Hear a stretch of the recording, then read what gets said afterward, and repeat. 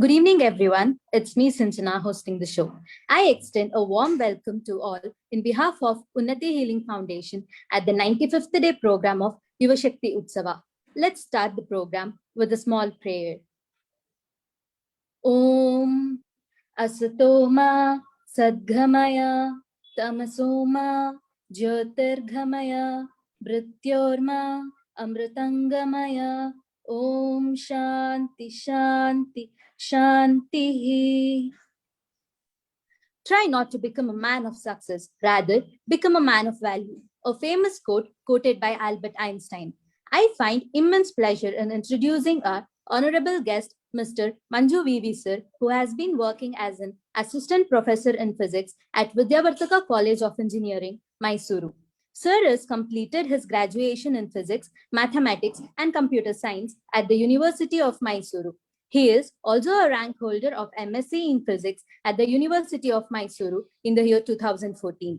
He is currently pursuing his PhD in the topic Condensed Matter of Physics, which he has submitted his thesis in the recent days. Sir is having an experience of 8 years in teaching field. Manju Sir has presented 3 papers in national and international conference on the topic Imaging of Crystalline Regions in Cotton Fibers using XRD in the year 2017 at the 24th Congress and General Assembly of International Union of Crystallography held at Hyderabad. Second paper presentation on the topic Comparison of Crystalline Shapes in 4 different varieties of cotton fibers using X-ray powder diffraction data organized by Baba Atomic Research Center at Guru Jambeshwar University of Science and Technology, Mysore, Haryana in the year 2018. And third paper presentation on the topic, computation of sample space from XRD data of varieties of cotton fibers, organized by Baba Atomic Research Center at India Institute of Technology, Jodhpur, Rajasthan in the year 2019. Sir has also published 8 research papers in reputed international journals on many different topics. We are very grateful to Manju Sir for accepting our invitation and making his presence here. I welcome to the session in behalf of Unnati Healing Foundation, sir. Welcome, sir. Thank you very much. I now request Manju Sir to address the gathering and give his precious inputs to our dear viewers about the beauty of physics. Over to you, sir. Thank you very much, Sanchana. Whether my screen is visible? Yes, sir, your screen is visible.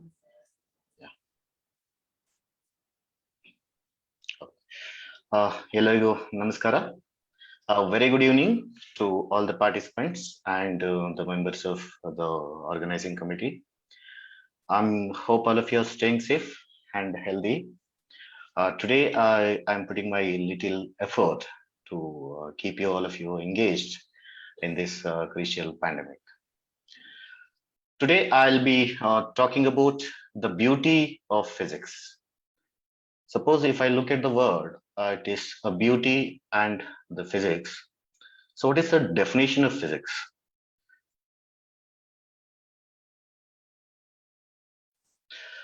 The definition of physics says that it is the study of matter. And what is a matter? Anything which has a mass and which occupies the space can be called a matter.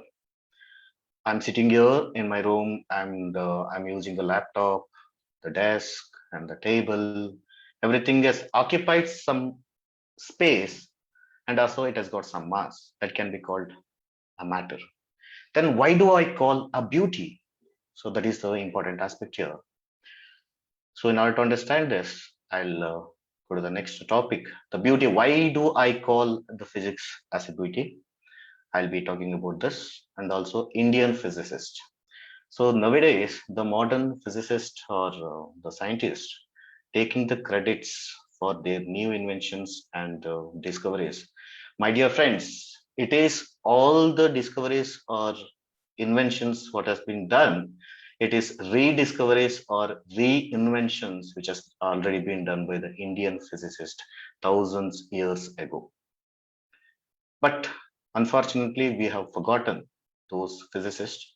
It is my little effort to bring out the knowledge and their inventions or discoveries to the audience. And once we understand the contributions of the ancient physicists, I'll make an attempt to brief about what is research and what are the steps we need to take. Suppose if you want to get into the field of research. Especially, I'll be talking about some introductions related to what are the opportunities we have in the field of material science. Finally, the conclusion. Just now, I told you that the definition of physics itself says that it is the study of matter.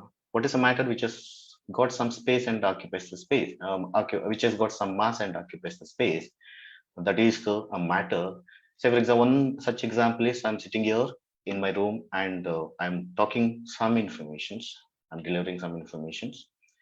Suppose if I expand, if I try to expand this, I'm in my room, I'm staying in Mysore, and which belongs to the Karnataka, India. Suppose if I further expand it, I'll be in a position to look at the solar system. This is the solar system. It has got some 8 planets, comets, so or the asteroids, the sun being at the center, and all other planets are revolving around the sun. This is what I could see. This is not the end, my dear friends. If I still further expand it, I'll be in a position to look at the galaxy. So we are in the Milky Way galaxy. Galaxy is the collection of multiple stars. Suppose if I look at here, it is revolving towards the center. It is because of the gravity, and the diameter of this galaxy, it is found to be 1,57,000 light years. What is this light year? So we all know that light, for 1 second, light can travel 3 into 10 power 8 meter for 1 second. What would be the meters it could travel for 1 year? That is the meaning of light years. What is the meter it can travel for 1 year? What is the distance it could travel for 1 year? Suppose if the light travel is at 3 into 10 power 8 meter per second. So the diameter of this is approximately found to be 1,57,000 light years. This is not the end. Again, we have the near to our Milky Way galaxy, we have the Andromeda galaxy. The diameter of this is found to be 2.5 million light years. Is it the end? No, we have got almost 500 such type of galaxies. This is not the end, my dear friends. Again, collection of such kind of galaxies. So we could call local cluster. This local cluster comes under the observable universe. This is the shape of the observable universe. Is it not the end? Certainly not. Suppose if I still expand it, so we have so many things which need to be discovered, This is only, I spoke about the macroscopic scale. The macroscopic scale. Suppose if I look at the microscopic scale, again, I am made up of the atoms or molecules, the electron. Suppose if I look at a microscopic scale using some high resolution microscope, I could be able to see atoms. I am made up of atoms or molecules or electrons. Again, suppose if I consider these are the atoms or molecules, if I take out one atom and if I observe in a microscopic scale, I could see the nucleus, the electrons revolving around the nucleus in different orbits like K shell, L shell. This is the nucleus, and electrons will be revolving around the nucleus. Again, nucleus is the end. No, certainly no. Again, if I look at the nucleus in a high resolution microscope, I could see that the proton or the neutron, which are made up of 3 quarks. Those quarks are the smallest elementary particle. Nowadays, research is going on at Large Hadron Collider, LHC. They are sending the proton at the almost 98% of speed of light, and when those two protons, which inside the proton there will be quarks, so when those two quarks collide to each other, there is a production of one more field that is called Higgs field, and the elementary particle which is called the God particle, that is Higgs boson. The studies are saying that is the Higgs field is the reason for occupation of mass for all the particles. See, I spoke about macroscopic scale, microscopic scale. At both the ends, there is no end. Either in the macroscopic scale or microscopic scale. Still, suppose if I go on digging it, it gets expanded. Isn't it a beauty?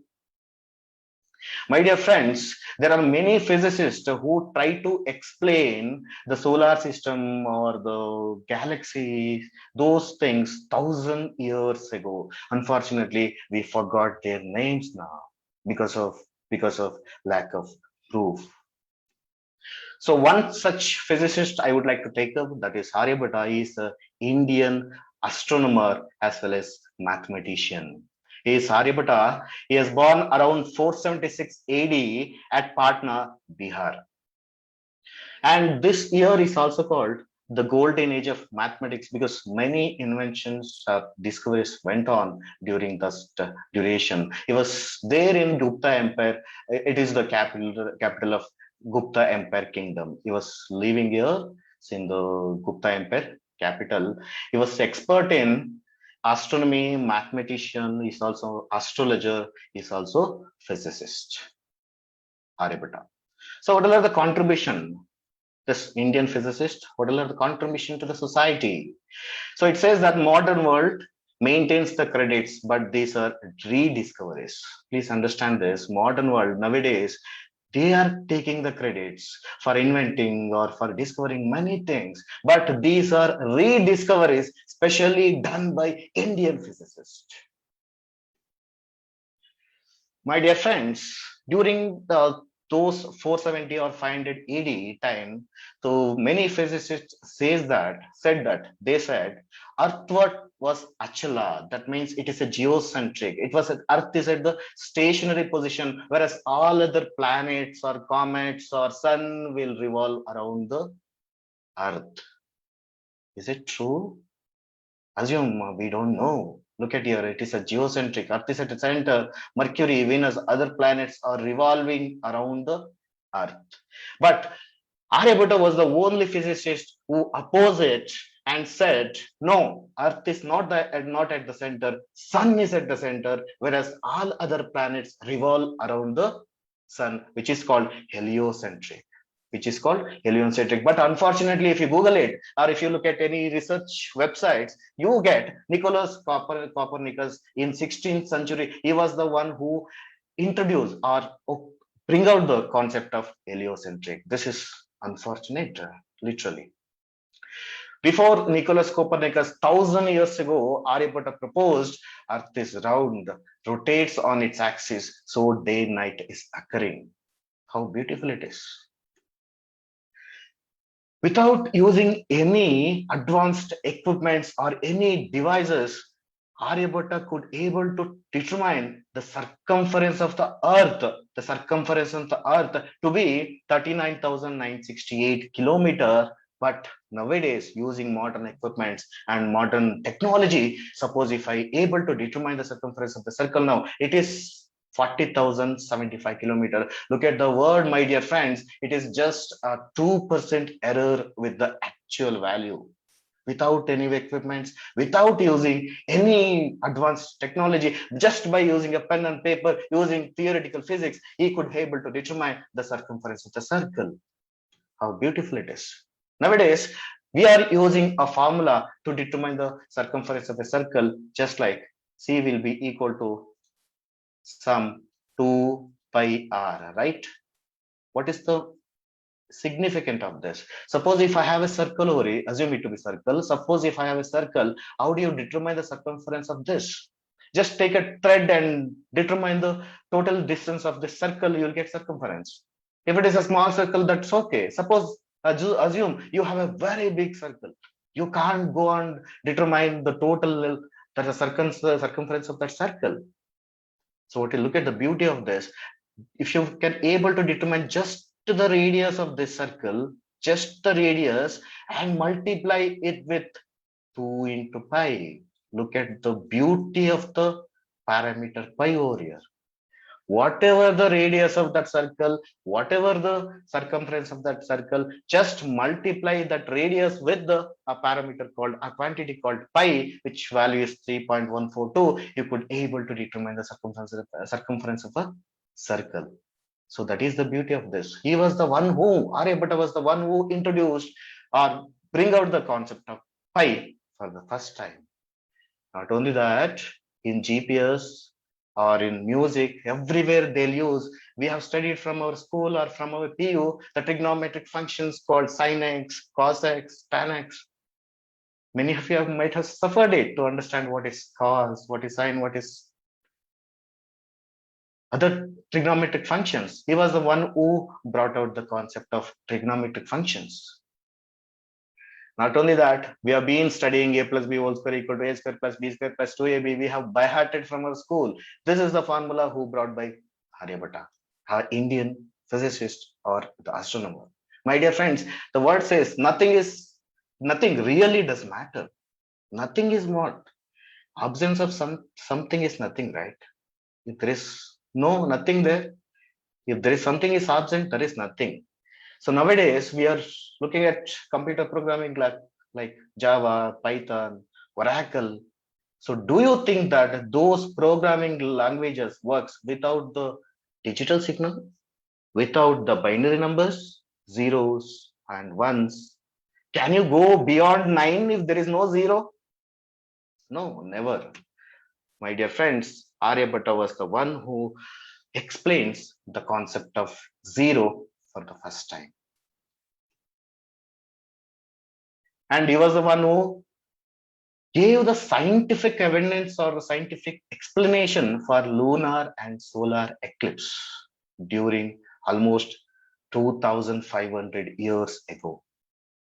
My dear friends, he was the one who published a paper at the age of 23. As a tribute to him, the India has sent Aryabhatta satellite, which can be used to study the astronomical aspects like X-ray astronomy and such things in the year of 1975. This satellite, which is called the Aryabhatta. So this is about Aryabhatta. Coming to the one more physicist I would like to take up. My dear friends, do you think without the atom the universe exists? Never. It is not at all possible. I can't even assume the universe without the atom because that is the smallest unit of the matter.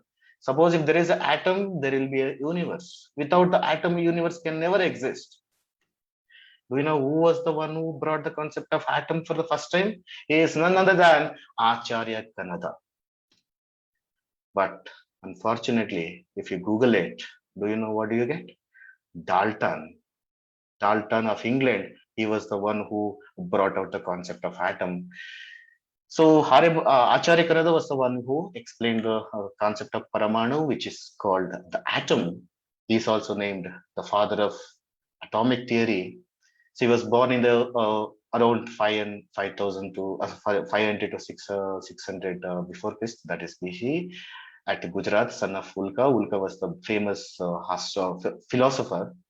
So his childhood days interested to minute things. Let me tell you a small story. When he was young, he went to the temple along with his father Ulka, and he saw that some pilgrims were, littering rice grains on the ground.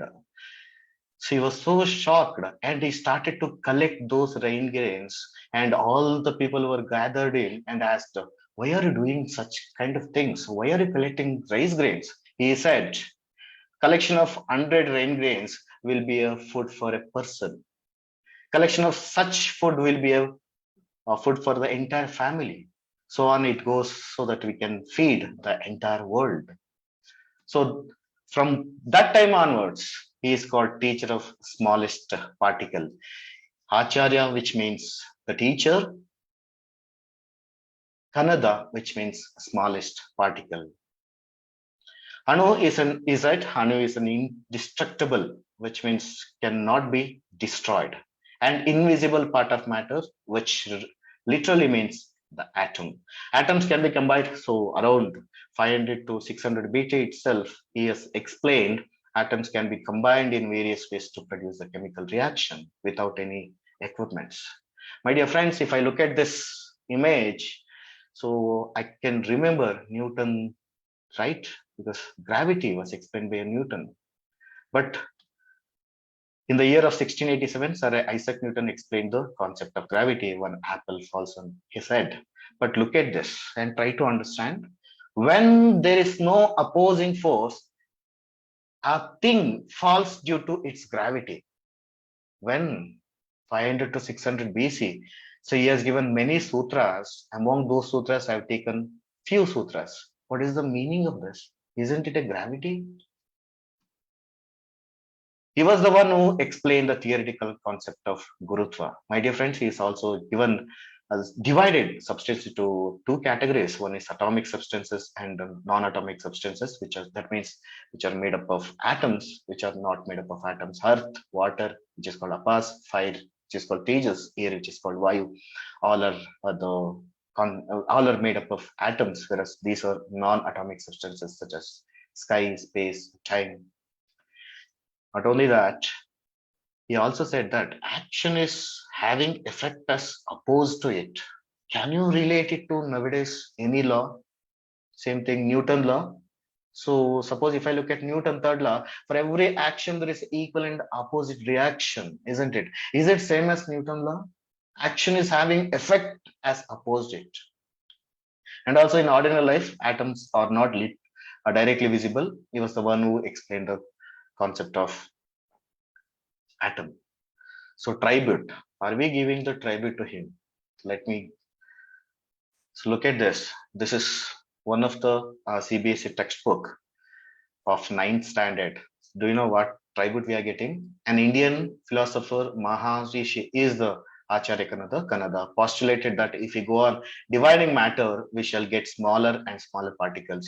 Ultimately, a time will come when we shall come across the smallest particles beyond which further division will not be possible. Only our 4 lines of text we could see. This is really unfortunate, my dear friends.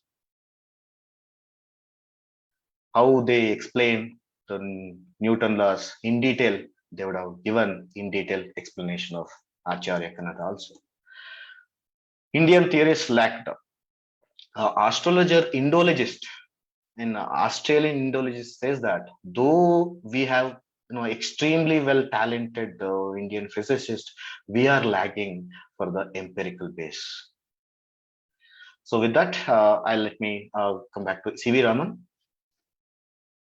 I think I have 10 more minutes. My dear friends, the moment I remember C.V. Raman, what comes to our mind? The Raman effect, right? Suppose if I have a substance, some area, I need to study the property of this substance. Suppose if I pass some monochromatic light, what is the meaning of monochromatic? Which is made up of single wavelength, which is made up of single color. So when I pass some monochromatic light, I could see scattered of radiation, which is having the additional frequencies. Suppose if the frequency additional, the scattered frequency, if it is less than the actual, which is Stokes, if it is greater than, which is anti-Stokes lines. What is the advantage of this? So suppose it gives some peak values. These peak values will be containing the fingerprint of the sample which I'm going to study. For this, he has got the Nobel Prize. What are the advantages? Each peak related to the chemical bonds and atom in the molecule. And also one can be able to determine what is the functional group of the substance which I'm going to study, and also which gives the molecular fingerprint. Imagine a pharmaceutical company. If it industry, suppose if they give us some fake tablets, what happens? We may be in danger. So what are the contents which are there inside that tablet? So by using this Raman spectroscopy, I can be able to determine. And also in the security, suppose if you carry some suspectable item in the security, by using this Raman spectroscopy, I just pass a monochromatic laser beam to the sample and I could be able to determine what are the substances which are there in the material. He is Chandrasekhar Venkataraman in the year, so he is born in the year of 1888, Tiruchirappalli, Tamil Nadu. And also bachelor, he has completed his bachelor degree, Presidency College, Chennai. At the age of 18 itself, imagine we will be in first year degree or PUC. At the age of 18 itself, he has published a research paper, Unsymmetrical Diffraction Bands Due to Rectangular Aperture, in a British Journal of Philosophical Magazine. Even we are doing research, we are struggling to publish a single research papers nowadays. So no doubt, if the quality of your research is good, it gets published. In the year of 8, at the age of 18 itself, he has published. That we have to appreciate. In the University of Madras, Masi has completed his master degree in the year of 1907, and he has cleared his FCS examination, and he has joined as Assistant Accountant General in Calcutta after completion of his MSc or post graduation degree. So though it was giving him a good package, good salary, but in the year of 1917, he got an opportunity to join as a professor of physics without looking at the package. He has directly went and he has joined as a professor of physics in the year of 19, and he started doing the research. In the year of 1930, he's got a Nobel Prize for the explanation of Raman effect. In the year of 1954, he's also got a Bharat Ratna Award. And in every year on February 28, we are celebrating National Science Day just because of, in the year of 1927, on February 28, he was the one who explained the Raman effect. Okay, my dear friends, with this, I'll go to the last physicist. So you might be wondering, sir is explain Indian physicist, why he has gone to the Stephen Hawking? He is Stephen Hawking, right? The moment I see his picture, the black hole comes to my mind. I'll tell you why I'm talking about Stephen Hawking. He is a theoretical physicist. He was born in the year of 1942 on January 8 at England. He has done the cosmology, a PhD in cosmology, which is related to the study of astronomy. And he is the one who fascinated and explained the black hole, the concept of black hole. And also in the year of 1970, he discovered second law of black hole, which speaks about the entropy or the energy of a black hole. He is appointed as a professor in physics in 1977 and received Albert Einstein Medal and honorary doctorate. He has one doctorate and also he has received one more doctorate on that is honorary from the University of Oxford. My dear friends, in the year of 1977, he gradually started losing his control over his speech. He has got some disease called amyotrophic lateral sclerosis. It is also called ALS. Due to this, so he lost control over his speech. Neurogenetic disease that wears away at nerve and muscle function over time. As the time goes, it damages all the muscles. That is the type of disease he has got. But in the year of, though he got disease, his talent has got no huge respect. In the year of 1985, he lost control over his voice, but still he wanted to speak, he wanted to do research, he wanted to present. So Californian computer programmer invented a speaking program in the year of 1985. So it was working on basis of head and eye movement. Head movement and eye movement. My dear friends, by the year of 2000, he lost control over his head movement also, and also eye movement. He couldn't able to move his head. So when he came to India in the year of 2011, at Tata Institute of Fundamental Research, Mumbai, to give a presentation or a theory on string theory. He came to India to Tata Institute of Fundamental Research in the year of 2001. And I tell you why I introduced Stephen Hawking. My dear friends, in the 2001 year, Indian Indian computer programming developer were the voice for Stephen Hawking. So when he came to India, two computer programmer developers, namely Arun Mehta and Vikram Krishna. So Arun Mehta has done his BTech in IIT. And these two computer programmers met him and they developed a computer, a freely available, very important, a freely available e-locutor, free and open source programming, especially for Stephen Hawking. It works basis on a sense, just by touching or using a finger. So he could be able to speak. That program is developed by Dr. Arun Mehta and Vikram Krishna. And suppose if there is a lack of speak, it sends something. If there is length of speak, it sends something. So we have to appreciate these two computer programming developers, Dr. Arun Mehta and also Vikram Krishna. Nobody knows this much about it. Okay. Okay, I'll take another 5 more minutes, my dear friends. This is about some method of, briefing about Indian physicists and their contributions. And I'll just speak out some research. What we do, suppose if you're in some B final year, or you're doing some MTech and you wanted to join to research field, or you suppose in the final year you may have to do some project work. Instead of doing other project work, try to follow the specified scientific method of research. So what are the methods you have to follow? Identify what you are and what you want to explore. Say, for example, what a research scholar has seen, what research scholar they do, they identify a guide first. Then they go to guide and they select a topic given by the guide, which is not right. Identify what you are and what inspires you, what you wanted to study. Depending upon that, before finding the guide, do some literature.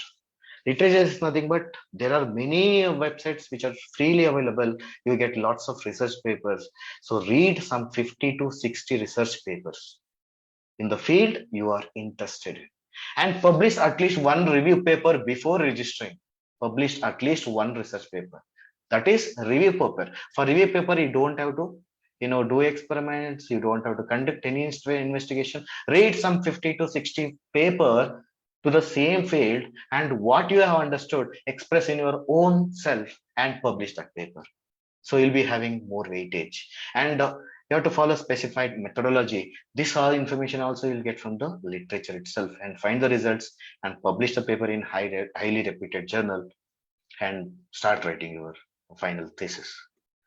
So I'll just brief you. Suppose if you are interested in the field of material science, so what are the steps you have to take? You don't have to see. I've seen many research scholars, they are spending thousands together for collection of sample.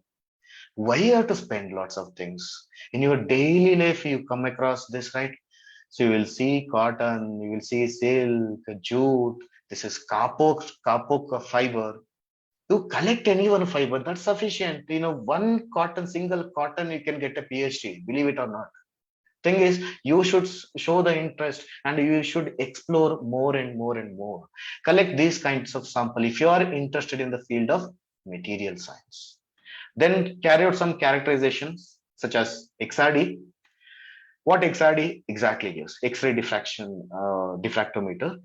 So it gives intensity versus true theta value. So from that, I'll be in a position to determine what is the ordered region, what is a disordered region in the sample. And also I'll be in a position to determine the many lattice parameters such as ABC, alpha, beta, gamma, such values. So not only this XRD is sufficient to characterize many things. You can be able to determine what is the atomic structure, how the atoms are arranged. So what is the chemical bonding? Many things you can determine just by using this XRD, which is available in Mysore, which is there in Institute of Excellence, IOE. It is also available in the Department of Physics, University of Mysore. In IAC also, it is available, Bangalore. And even SEM, scanning electron microscope in NIA Mysore, it is available. In IOE, it is available. Scanning electron microscope, here it gives the surface morphology of the sample which you want to describe. And also carry out some FTIR, which also gives many, even the atom fingerprint. It can give, even the FTIR is also available in University of Mysore. So these experiments are not sufficient. You don't have to spend too much for your research field. From this only you can do wonders. Okay. My dear friends, with this, I would like to conclude. So in this picture, you can see many physicists, many Indian physicists. Finally, there is a question mark. So that can be you. Try your best, follow your dreams, stay safe and stay healthy. I thank you all, and especially I thank the organizing committee and Sinchana Kumar. Thank you all. Wow, it was really mesmerizing. There is nothing that matches the beauty of physics. It was amazing, motivating, and very interesting, sir. Thank you so much. I would like to thank our distinguished speaker, Mr. Manju Vivi, sir, for making an excellent presentation on the beauty of physics and making this session a very meaningful and interesting one. I'd like to express our deep gratitude in behalf of Unnati Healing Foundation. Thank you so much, sir. Thank you. Thank you very much. I thank all our dear viewers who are watching this session. Let's meet tomorrow at the same time with another special guest speaker. Thank you all. Sarve Janaha Sukhino Bhavantu. Thank you. Thank you very much. I'll exit.